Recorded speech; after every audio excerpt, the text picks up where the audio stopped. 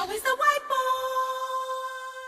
I voted Conservatives originally because I thought you were going to be the better chance for me and my children. You're about to cut tax credits after promising you wouldn't.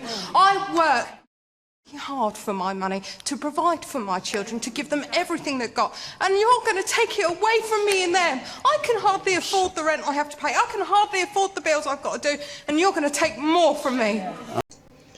This video from Question Time, which is a show here in the UK where people can put questions to politicians and other leading voices of the day, has been going quite viral. Now, here's a woman who voted Tory and then is surprised that they've turned around and hurt her. This is the classic example of people voting against their self-interest, though she thought she was voting in her own self-interest. It's kind of like voting for Dracula under his promise that he would only eat gypsies, and then finding out to your horror that he's a lying asshole. But why this is a surprise to anybody when it comes to the Tories is hard to tell. Not that Labour were much better during their last term of office. So part of me wants to give this woman a big hug, and part of me wants to just go, well, you did this to yourself. You know, this is the problem we have. People voting against not only their own self-interest, well, that was unwitting, but when you vote Tory, you know they're going to fuck people over. You just know it. The austerity hasn't been working, yet they keep pushing on it. They attack the poor at every opportunity they can get, and they continue to let companies off the hook. I think the latest scandal was Facebook only paid something like £5,000 in taxes last year, despite being this international multi-billion-dollar company with business here. And they keep doing that, letting people off, letting companies off, while it's poor people that suffer. Now, the working tax credits that she's talking about were basically a sticking plaster over the gaping wound of the fact that even hard-working people at the lower levels, you know, what remains of the working class, or perhaps you should call it the service class these days, even working as hard as they can, getting as much overtime as they can and everything, that's still not enough in many areas of the country to just get by.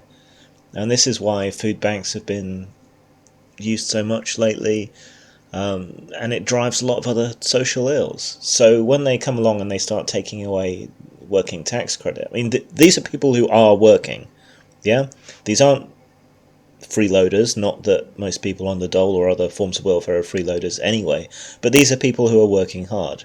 And no matter how hard they work, making a lie of what the Conservative Party likes to say, no matter how hard they work, they just cannot earn enough to live at any kind of reasonable standard, and tax credits were a way of compensating for that, and now they're being taken away.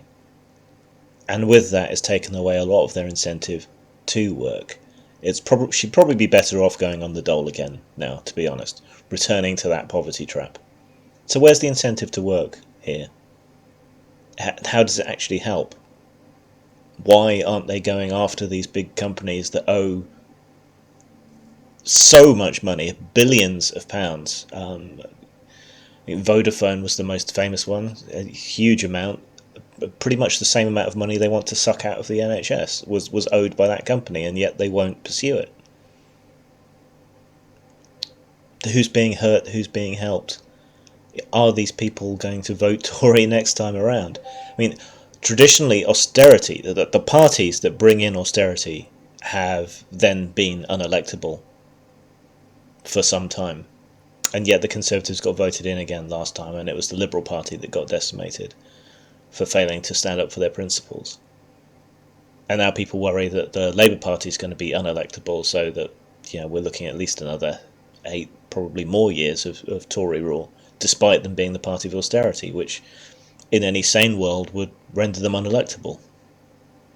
And why? Because people like this woman here, upset now, have voted for them and probably will continue to vote for them, despite it being against their best interest, despite it being against their neighbour's best interest. And had they justified it to themselves, they thought it was better for them, and it turned out not to be. And it's very hard to muster any sympathy for someone like that, who votes for Dracula on the understanding that Dracula will only eat their neighbours and not them, and then acts surprised when he turns on them. It's just, that makes it very hard to be sympathetic. But as some articles have said, we have to try and be sympathetic to these people if we want to push for positive change again in this country, if we want to break out of this self-destructive cycle of austerity and losing out to big companies who dodge tax in a way that poorer working people can't afford to do, and it wouldn't be worth it to do. So, I don't know, it's hard. It's so hard to be sympathetic to poor people who punch themselves, essentially. And yet, across the world, this is something that needs to be done. These are the people that need to be reached, somehow made to understand that this pain that they feel is not the result of immigrants or freeloaders or any of these other scapegoats that like to be blamed, but it's the result of who they voted for. You can keep up with what I'm doing at postmortemstudios.wordpress.com, which also has links to everywhere that I sell my products. You can also keep up with me on Twitter at Grimachew, and if you would care to support my work, you can support me at Patreon, again at Grimachew. Anything you give there will be used to better future further projects. Thanks.